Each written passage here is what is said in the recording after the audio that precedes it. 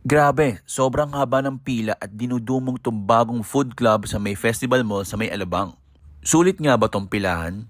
Pagpasok pa lang ay unang kong pinuntahan ang kanilang mga Chinese offerings. Meron sila ditong iba't ibang flavors ng siopaw, siomai, chicken feet at marami pang iba. Sunod kong pinuntahan ay yung kanilang sashimi at sushi section na sobrang dami ng offerings. Meron din silang mga pizza, iba't ibang klase ng pasta, lechon belly at roasted beef na sobrang pinilahan ang hirap makasingit.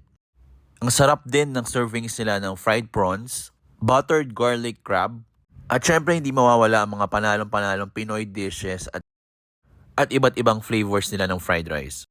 Kung gusto mo namang maging healthy sa buffet, meron din silang salad bar na ang daming sahog for a salad, dito pa lang nabusog na ako.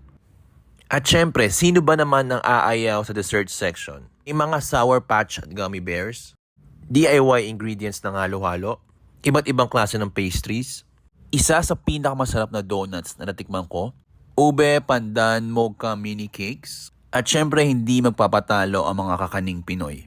Meron din silang iba't ibang soft drinks, coffee, at meron din silang Sunmig Light at Pale. Ang pinakapanalo talaga sa lahat ay meron silang Coke at Sprite Zero na sakto sa mga weight conscious na katulad ko.